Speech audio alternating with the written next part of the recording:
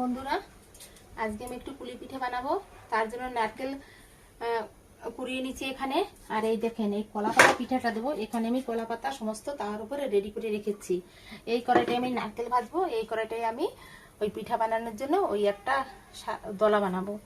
এখন আমি নারকেল সবটা আমি দেবো না, অল্পটুকু করেই বানাবো। আটাটুক এইটুক খানিক দেবো, আর এইটুক খানিকের দুধ বের করে ওই পিঠায় দেবো।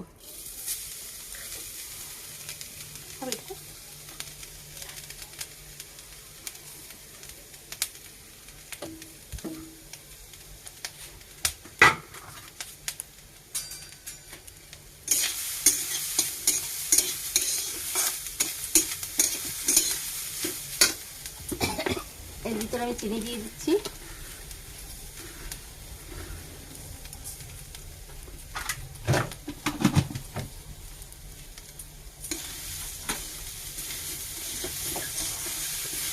আমি ওই আশাটা বানাবো, তার জন্য আমি জল দিয়ে দিচ্ছি।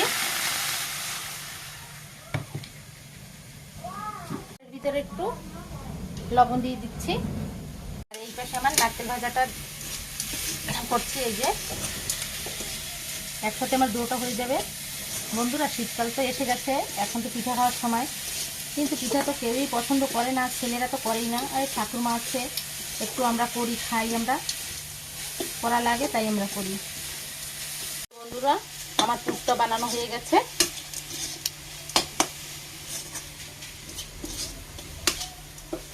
এই যে বন্ধুরা, জলটা ফুটে গেছে। চালের গুঁড়িটা আমি দিয়ে দিচ্ছি।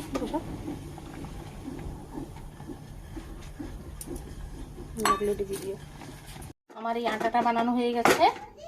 ও ঠিক আছে, তুমি উঠাবে না। এই যে বন্ধুরা, আমার আটা বানানো হয়ে গেছে।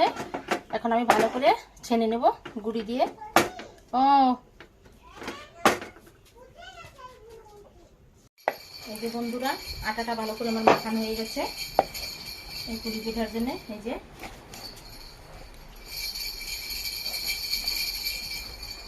ভালো করে মাখানো হলে পিঠাটা ফাটবে না। এই যে ভালো করে মাখানো হয়ে গেছে। যে নারকেলটা ছিল সেই দুধটা আমি বের করে নিচ্ছি গাঢ় করে। একদম অল্প অল্প করে দুধ বের করবো। বন্ধুরা, এরকম গোল করে আমি বাটি বানিয়ে নেব। এই যে বানাচ্ছি।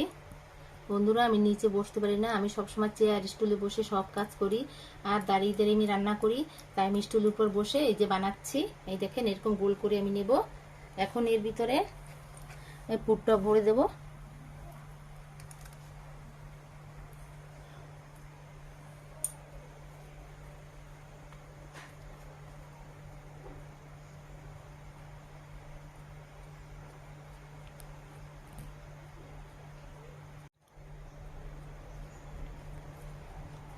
এই যে বন্ধুরা, আমি এরকম করে করে পিঠার মুখগুলি আমি ভেঙে নিচ্ছি। এই যে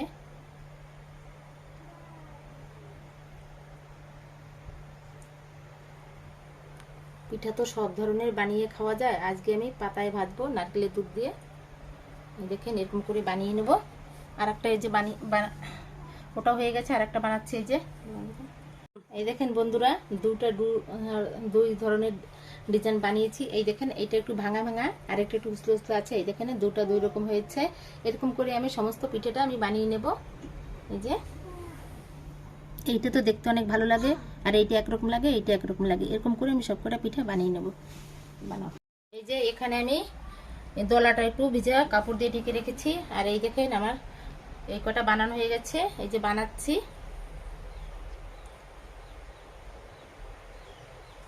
এরকম করে সবকটা আমি বানিয়ে নেব।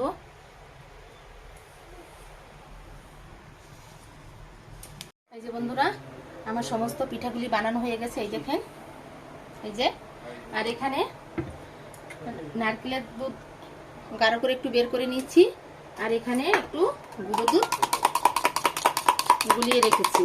এখন আমি পিঠাগুলি সব সাজিয়ে দিচ্ছি পাতায়।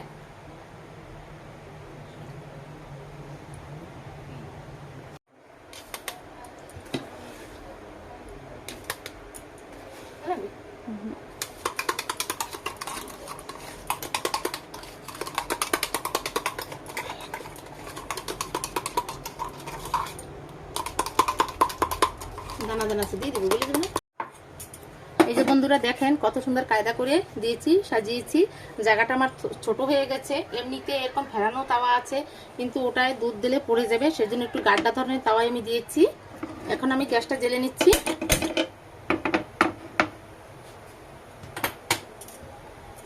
এখানে যে নারকেল দুধটা বের করে রেখেছিলাম সেটা আমি দিয়ে দিচ্ছি চারো সাইডে পাতায় ঘুরিয়ে ঘুরিয়ে।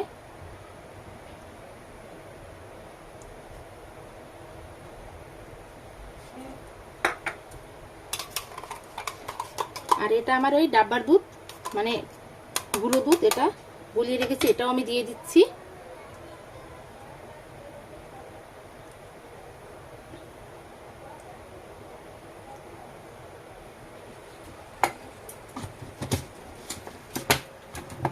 এরকম ভাই আস্তে আস্তে হতে থাকবে। এখন আমি এই পিঠাটা ঢেকে দেব। বন্ধুরা এই দেখেন পিঠাটা আস্তে আস্তে ভাপা হচ্ছে। এই দেখেন, এই দেখেন দুধ দিয়েছি, গাঢ় হয়ে গেছে, এদিকে সব সিদ্ধ হয়ে গেছে। আবার একটু ঢেকে রাখছি। পিঠাটা কিরকম ভাবে ভাজা হচ্ছে এই দেখেন। এর দুধটা এই দেখেন এই যে ফুটে যাচ্ছে। এই যে এর গার উপরে একটু দিয়ে দিচ্ছি। মাছ ভাজার মতন ফেরানো যাবে না, কারণ এই জায়গাটা একটু কম আছে, তার জন্য। এই দেখেন সেদ্ধ হয়ে গেছে সব পিঠাগুলি। দেখুন দেখুন দুধগুলো একদম শুকিয়ে গেছে। আবার একটু ঢেকে দেবো, যেটুকু বাকি আছে হয়ে যাবে। এই যে বন্ধুরা এই দেখেন পিঠাটা আমার কলা পাতায় ভাজা হয়ে গেছে। এই দেখেন আর এর ভিতরে কিচ্ছু নাই। এই দেখেন দুধ টুধ গাঢ় হয়ে বেশ ভালো করে সিদ্ধ হয়ে গেছে। বন্ধুরা আমি ফিরাতে পারবো না মাছ ভাজার মতন, কেননা আমার এই যেটুকু দুধ টুধ আছে সব আমি পাল্টি করতে পারবো না, এটা উঁচু বলে। এই দেখেন সেদ্ধ ভালো করে হয়ে গেছে। এখন আমি নামিয়ে নিচ্ছি।